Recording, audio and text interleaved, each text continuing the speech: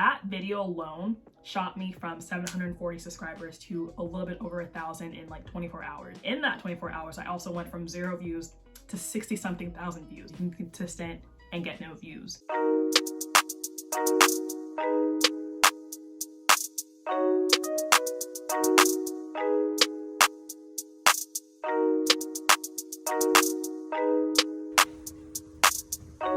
You know, honestly, at this point you have to laugh because you still can't see. Hey guys, and welcome back to my channel. But I'm here to tell you how I got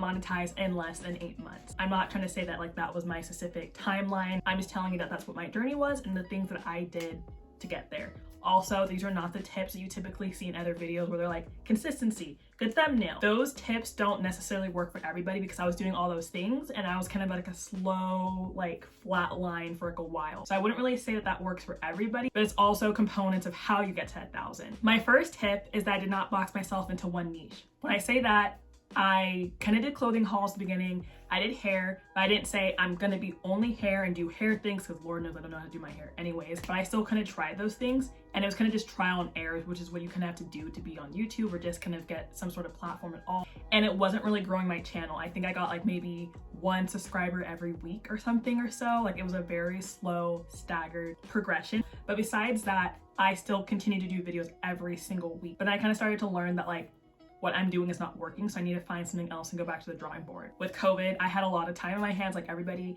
and I started to watch a lot more TV. But then I watched Love Island, and after watching it, I literally was just like, nah, hold on, I need to talk about this. And I kind of just need an outlet for it, and that was YouTube. So I reviewed the entire first episode, gave my thoughts on it. That got to 1,000, and I think I kind of still continue to do like clothing hauls, makeup hauls, things around the house, and they would get some views, and again, the whole 1 subscriber per week. But from that one video, I got like 50 and I was like, okay, that's actually like moving on up. And then for Love Island, there's episodes every single day. So I was doing videos every single day on them and it would get 1,000, 3,000, 4,000. I was like, okay, I wasn't even pushing past 10 sometimes. So this even getting to 1,000 based off a video on a TV show, I think I'm onto something. So as time went on, I started to do more TV shows like A Teacher. I did a movie called Run. And then the Keisha Cole versus Ashanti. This was the thing that really put me on. That was just something that was really popping and hot at that time. So I was watching with my sister and I thought it was really like, okay, like this is going left real quick. So I'm gonna record a reaction to it because I'm even kind of lost about it and seeing everyone react on Twitter. That video alone shot me from 740 subscribers to a little bit over 1,000 in like 24 hours. And in that 24 hours, I also went from 0 views to 60 something thousand views. That's what got me monetized. I had already reached my watch hours at that point, and my goal was to reach 1,000 at some point this year, and ended up happening the first month based off that video. So don't box yourself into one niche because if you keep doing the same video over and over and over and over and there's no gradual growth, you need to obviously change something because it's not working. People are actively searching for certain things, and that just happened to be the things I was filming about, the TV shows, the movies, the celeb news. So not saying you need to follow the exact videos I'm doing, but that's kind of what worked for me. So if you're noticing that your videos in a certain niche aren't working, just switch it up a little bit. My second tip, which is kind of an extension of the first one, I started to post about things that were more relevant. I've seen videos on YouTube of people saying like, don't post about your personal life so early on. Yeah, I kind of agree with that too, because no one really knows who you are yet. So you can't be like, here's me walking my dog, me in a week and a day, here's me doing this, because like no one knows you, so they're not gonna be searching your username because they don't know you yet. But you need to kind of be doing things that are kind of relevant and people are actively searching. So again, it depends on how your niche works exactly and if you can get fast on it or not. But for instance, how I just said the Keisha Cole Ashanti thing, I posted that video during the verses because I kind of recorded during the little intermission and then posted it then, and it blew up because again, it was just happening and so many reactions were happening to it in that moment that I posted it. If I posted it now, I don't even know if it would reach 100 views, let alone 60,000. So it's kind of like stay in the realm of being relevant and consistent if you can get it out fast enough. I understand a lot of us are busy, whether it's with family, work, just personal things. So it's not really easy for everyone to just drop everything and record in that moment, but that's what worked for me. So I kind of was just really just like, what is hot right now and how fast can I post it? Because it all kind of really depends on timing sometimes. My third tip is that I kind of started to plan my topics, ideas, just suggestions, weeks, months in advance. But you kind of should know what you're going to film about before you film about it. Because if you kind of just, today I'm going to film this, are you prepared? Do you have your script? Do you have your props? Do you have your background? Like this, you need to be ready. And If it's just kind of sporadic and unplanned, it shows in the video if it's very rushed. Although again, some of my videos I might learn about news an hour ago and already film it. You can kind of already see that, but also that's the whole beauty of news. Things are very fast paced, but if it's like an actual thought out, like this kind of video, I've been planning this for a little bit now, it shows when you kind of have it already linked out. I have my notes here. I've had this in my calendar for a while. I was like, okay, when I get to it, I'm gonna do it maybe a few weeks after and give my intake on it. It really helps out, especially when you're doing it consistently. And imagine you film every week and then week 4 comes and you're like, oh my God, I don't have a video yet, but like you didn't plan that ahead of time, so you should already have it. I also kind of started to stock film, so I'd film like 4 videos in a day on a weekend and then kind of just edit it throughout the next weeks, so I don't have to film as often, if that makes sense. So you're not really filming every single week and exhausting it. Try to film as much as you can in one setting or one day, if that makes sense, and you don't really have to film as often. My 4th one is plan out your thumbnail before you post the video and make it good. Because yes, they do say that the thumbnail is the main thing that people kind of look at when they're searching it, because you've kind of seen like a really clean photo and maybe something that has nothing to do with the title, you're not going to click on that one.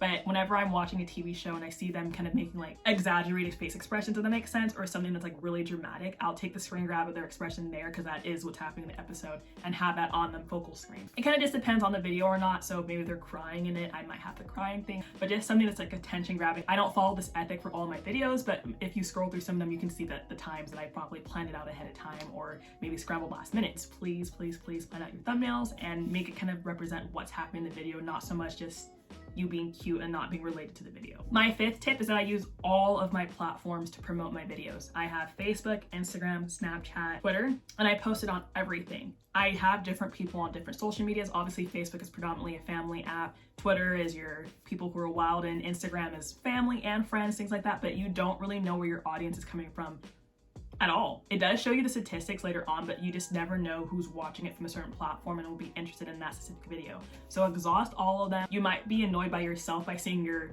YouTube video linked every week, but you are your biggest supporter, you're your biggest cheerleader. If you're not going to promote, who will? It does go a long way. Like if people don't know your name yet, how will they know to search for you? My 6th tip is a supportive friend group that will give you criticism and also positive feedback. I have friends who they'll tell me they've watched it, or maybe I'll send it to them like, hey, can you let me know what you think about this? I've gotten good constructive criticism that I've taken to now. I think maybe some years ago when I used to film videos, I used to have some videos that were vertical because of Snapchat. If you record on Snapchat, they're automatically vertical. But when you watch it on YouTube, it has like the ugly black boxes on the side. My friend from college, like high school back then, he was like, can you start filming your videos horizontal? It just kind of looks a little bit better. Since then, like I do not film this way. Ever. Like it doesn't happen. Like ever since he said that, I said, what if someone else is thinking that? This is my friend. Like what if it's like on a professional standpoint and someone thinks that it looks choppy or unprofessional because I'm recording this way? From that moment forward, my life changed and I never filmed like this ever again, because I like to film and put things on YouTube. So with the intent of posting it, I need to have it this way. So it's just something like that. Someone also gave me a comment that like, oh, did you record in your bathroom? You can tell because of the audio. And I was like, oh, so my audio's effed. Like I need to kind of try to like focus on those things and try and like make sure it sounds good, or record somewhere there's no echo. So just the little comments that people give you go a long way. My next tip is from my friend Lex. I'll tag her channel down below. She messaged me because she also has a YouTube channel as well, like I just said. And she's like, hey, I'm in this group for YouTube. Like we support each other, maybe give each other tips and things like that. Do you want to be a part of it? I was like, oh, okay, sure. Because I've just been doing it myself and sending it to my friends. But this kind of just allowed me to see maybe other people's content, maybe how mine is, and then they'd give me feedback, I get them feedback, we'd help each other out. It was, and it still continues to be a good supportive group. They're trying to build your channel, you're trying to build your channel. Like you need kind of maybe that foundation to essentially like be uplifted and just kind of support each other. Your friends that are on YouTube may not understand how difficult it is and how exhausting it is to record something, edit it, post it, and it be interesting. But who else would understand it other than people who are doing the same thing as you and can provide the feedback that you need? So that was super, super helpful. Again, shouting out Lex, so thanks for that. And it went a really long way. Tip number 8, COVID/quarantine gave me the flexibility to even film at all. If this was like the real world when I was like working and having to go to the office and commute and have more of my time being out of the house and in the house, I don't think I'd be able to bust as much content out as I am now. I sometimes post 3 times a day, 5 times a day, sometimes a week. Like I post a lot given that I'm in my house, because now I have the ability to work, put my laptop down, record something, post it, go back to work. When I was in the office, there was no way I could run to the bathroom and like film a reaction to something because I wasn't paying attention to the news. Like I wasn't watching TV as much as I am now. So this is probably the best time to start a channel because we're all home. I know Florida and Texas wild now a little bit, but California, I'm taking this seriously here, and I'm in the house all the time, so why not record? My last and maybe the most useful tip for me is my love for making videos. I've been making videos since maybe elementary school, middle school. Just I'd have my little digital camera and record all the time, just record everything. I just love documenting it. My sister used to record videos, and I was like, I kind of want to do that too. So I kind of always recorded them, so this is almost like second nature to me. That's why I'm also able to bust out videos super fast, because I'll be working, see something, put that down, record real quick, edit everything so I know where my mistakes probably are, and just bust it out immediately. And people are like, I thought you were doing this or you're working. Like, Lord knows that I am very fully invested in this. So of course I'm gonna drop everything, do that, and be able to manage both of my tasks that I need to do, because that's just what it is. Like, I enjoy it. Like, it'd be different if you feel like it's work or you feel like it's exhausting. That's maybe when you know it's not for you, but it's just something I've always loved doing. So it's kind of like second nature to me. May of 2020 is when I first kind of was really serious about YouTube. I've posted before that, but I was really serious about it then. I had 30 subscribers at that time, so I used to post way back in high school, but was never serious about it. It wasn't until January 2021, so again, 8 months, that I got to my 4,000 watch hours and 1,000 plus subscribers, hence my 1,000 that you can't see. But that's kind of when that all happened. And I applied on a Saturday, approved that Monday, and then received my AdSense letter in the mail. After you apply and get accepted, you have to receive this in the mail. It says Google AdSense on it, and it has a code in there of how you verify your account and that you have like an address and banking information to be able to work and receive payments from YouTube. So that came like less than 2 weeks, so maybe like a week after, and that's the end of the story. So I hope that those points were useful and helpful for you. Again, I don't really believe in saying consistency and thumbnails are the only things that really help out. You can be consistent but produce bad videos. You can be consistent and get no views. So it's kind of like you need to figure out what works for you, and hopefully these tips help you. Again, if these help you in the future and you remember me, come back to my video and be like, hey girl, you helped me out. But let me know what y'all think in the comments, and see you on the next video. Bye!